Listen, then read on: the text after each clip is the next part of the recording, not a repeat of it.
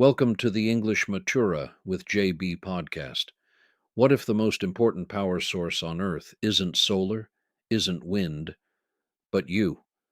Okay, I like where this is going. Our power, our planet. That's the official theme of Earth Day 2026, and there's a reason they chose the word power. It means two things at once: the electricity running through the grid and the civic muscle running through communities. And this isn't just a slogan floating around the internet. As of April 6th, earthday.org says more than 5,600 events are already registered worldwide for Earth Day on April 22nd. That is massive. It is. But here's the tension we're going to sit with today. Earth Day started as an awareness campaign back in 1970.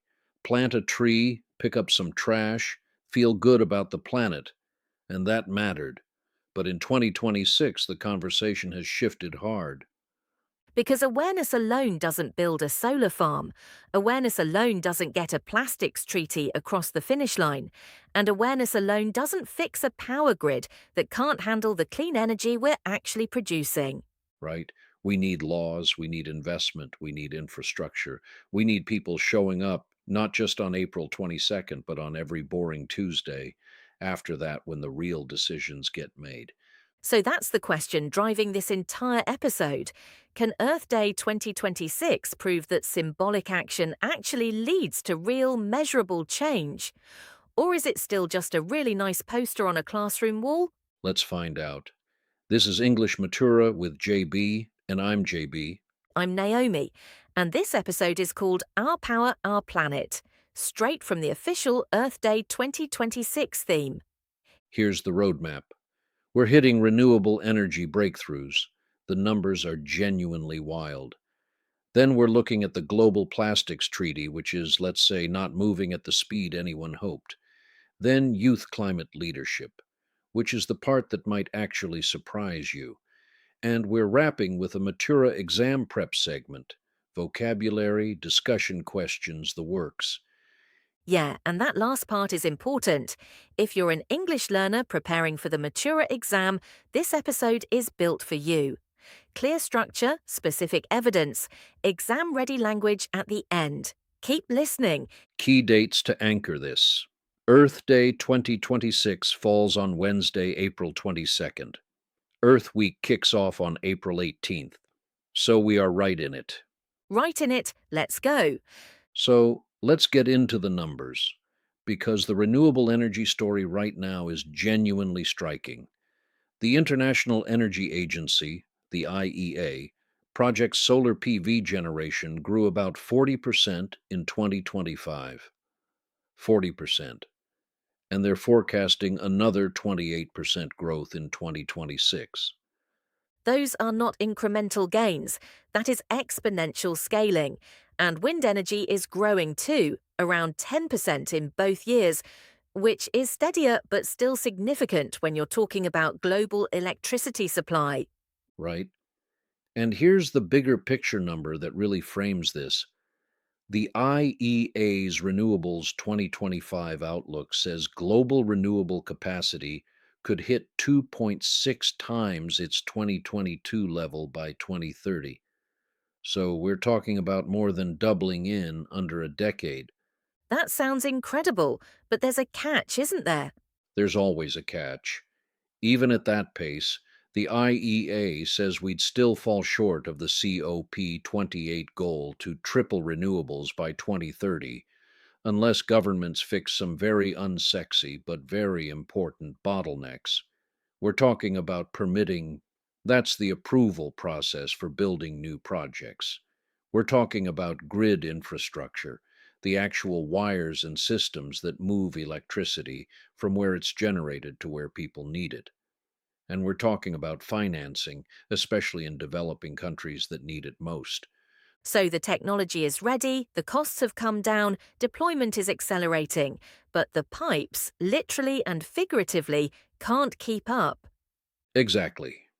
And that's why the storage conversation has gotten so important, because solar and wind are intermittent.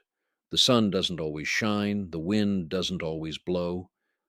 So you need batteries to make renewables reliable, not just abundant. And there's a fascinating story here. Canary Media reported in March 2026 that a company called Crusoe signed a deal with Form Energy for 120 megawatts and 12 gigawatt hours of iron air batteries. Iron air?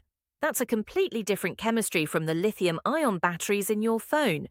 And Crusoe is also using Second Life EV batteries, recycled from electric vehicles, supplied by Redwood Materials at their Nevada campus.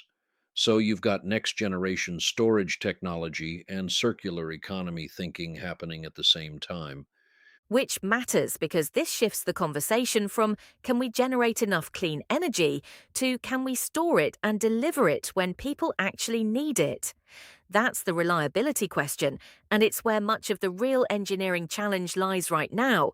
So here's the tension that makes this such a rich topic, and honestly, a great Matura discussion point. On one hand, the progress is real. Solar is booming. Battery tech is diversifying. Investment is flowing. You can make a genuinely optimistic case. But on the other hand, the IEA itself is saying not fast enough, not without political will on permitting, not without massive grid upgrades, not without making sure this transition reaches countries that didn't cause the climate crisis but are suffering the most from it. And that's the harder question, right? It's not just, is the technology working?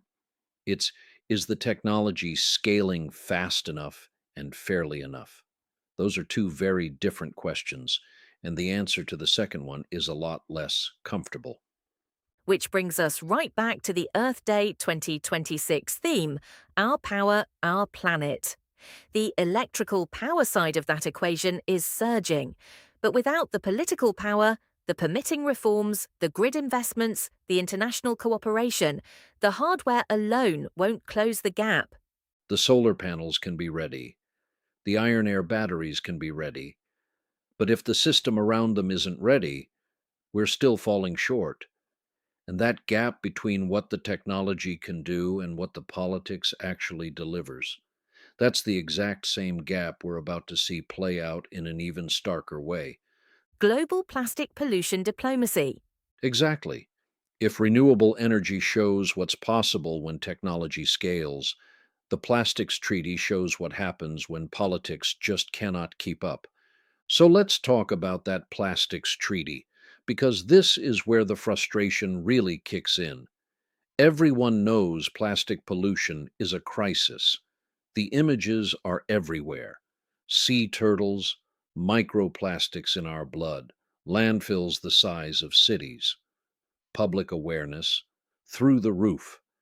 But getting 175 countries to agree on a binding treaty, that is a completely different story. And right now, the story is basically a stall. UNEP confirmed that the resumed negotiating session on February 7th, 2026, in Geneva was procedural only. They elected a new chair, handled organisational business, and that was it. No substantive negotiations. None. UNEP Executive Director Inger Anderson put it pretty plainly. She said, quote, "While we did not land the treaty text we hoped for, we at UNEP will continue the work against plastic pollution." That's diplomatic language for, we're not giving up, but we don't have a deal. There is a roadmap, though. On March 16th, the treaty chair circulated a plan, heads of delegation meeting in Nairobi, June 30th, through July 3rd this year, and maybe a substantive resumed session, INC 5.4, by late 2026 or early 2027. So we're still potentially a year away from a finished text. And this is the textbook awareness to action gap. Remember when we framed the whole episode around that question?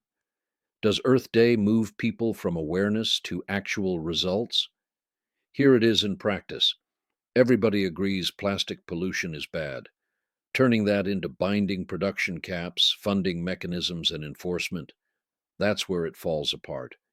And it's worth sitting with that for a second because the contrast with renewable energy is almost painful. Solar deployment is doubling and tripling. Iron air batteries are being deployed at scale. But on the diplomatic side, we can't even get to the table for a substantive conversation. The political power that the Earth Day theme talks about, this is exactly where it's needed most and exactly where it's hardest to generate. Which brings us to the people who are loudest in calling for closing that gap: young climate leaders. And what's changed is that youth leadership isn't just protest anymore, it's becoming institutional. Last August, Secretary General Guterres announced an expanded 14-member youth advisory group on climate change. That's double the previous group's size. The UN press release said it directly. Young people are key to accelerating climate solutions and standing up for the most vulnerable. And then there's the numbers on the ground. UNICEF and Generation Unlimited's Green Rising campaign has raised its mobilization target from 10 million young people by 2025 to 20 million by the end of 2026. That's advocacy, volunteerism, green skills training, entrepreneurship, real pathways, not just hashtags. We're seeing concrete examples too. UNICEF highlighted South Africa's Green Rising Challenge in March as a model for youth-led action. And just 2 days after Earth Day, there's a youth climate workshop in Astana, Kazakhstan at RES 2026, where young people from across Central Asia will develop practical environmental solutions with regional partners. But here's the justice angle that matters for any serious discussion. UNICEF's own materials acknowledge that young people still receive too little climate finance and too little decision making power. They're in the room more often, but they're not always at the table where budgets get decided. And that's a thread that connects all three of our topics today, honestly. The renewable energy gap, the stalled plastics treaty, the youth leadership ceiling. They're all versions of the same underlying problem. The awareness is there, the will is there. The systems, political, financial, institutional, haven't caught up. Which is exactly the kind of nuance that makes this such a strong Matura topic. Speaking of which, let's do our Matura exam prep corner. 10 key vocabulary terms first, and we'll keep them quick. Renewable capacity, the total power generation a country can produce from clean sources. Permitting, the legal approval process for building energy projects. Grid flexibility, a power grid's ability to handle variable sources like solar and wind. Multilateral treaty, an agreement among 3 or more countries. Procedural session, a meeting that handles rules and organisation, not content. Substantive negotiations, the actual bargaining over treaty text. Civic engagement, citizens participating in political and community life. Systems change, transforming the underlying structures, not just symptoms. Climate finance, money directed toward climate mitigation and adaptation. And Youth Advisory Group, a formal panel of young people advising decision makers. Now, 3 discussion questions you can practice out loud. Number 1, to what extent can symbolic events like Earth Day drive real policy change? Number 2, should young people have a formal seat at international climate negotiations? Why or why not? Number 3, is technological progress in renewable energy enough to meet climate goals, or are political and social changes equally necessary? And here's your exam tip. Examiners reward concrete evidence over general statements. So cite those IEA solar growth figures, reference the plastics treaty timeline, and drop the green rising mobilization numbers. Specific beats vague every single time. Okay, so let's pull back and land this thing. We threw a lot at you today, and if you're prepping for the Matura, you want the clean version. 3 takeaways. Ready? Let's do it. Number 1, renewable energy is scaling fast. Solar up 40% year on year, iron air batteries hitting the market, real momentum. But the infrastructure and policy side, permitting, grids, financing, that has to catch up, or we miss the COP28 tripling goal. The tech is there, the systems around it are lagging. Number 2, the Plastics Treaty. This is your clearest example of the awareness to action gap we talked about at the very top of this episode.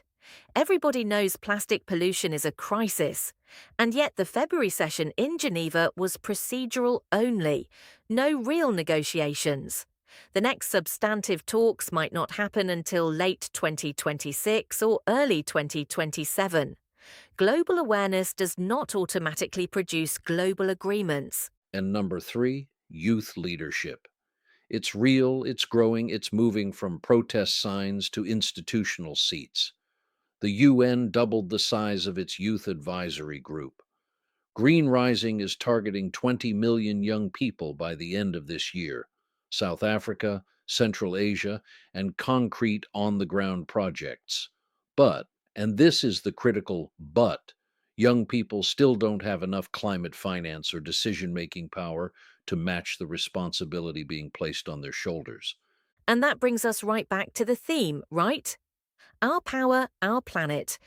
Both kinds of power: electrical power from the sun and wind, civic power from communities showing up, voting, and demanding accountability. Earth Day 2026's credibility, honestly, the credibility of the whole movement, depends on whether all this awareness actually converts into treaties, infrastructure, funding, jobs, and measurable results. Not vibes, results. Not vibes, results. That's the sentence for your exam, by the way. Now, if you are studying for the Matura, here's your homework. Go back to those 3 discussion questions we gave you. Say them out loud. Practice your answers out loud. Use the specific numbers. The IEA solar figures, the plastics treaty timeline, the green rising targets. Examiners love concrete evidence. It separates a good answer from a great one. And honestly, share this episode with someone in your class who's also prepping. Study together, talk through the arguments together. That's how you get better at the speaking exam, by actually speaking. Our power, our planet. That's what it comes down to. Thanks for spending this time with us. Go ace that exam and maybe plant a tree while you're at it. What an incredible journey today has been. Thank you so much for being part of it. Your support truly fuels this show, so if you enjoyed this episode, please hit that like button, subscribe, and share it with someone who'd love it too. I'm already looking forward to our next conversation and can't wait to share more inspiration with you very soon. Until next time, stay wonderful, stay curious, and take care.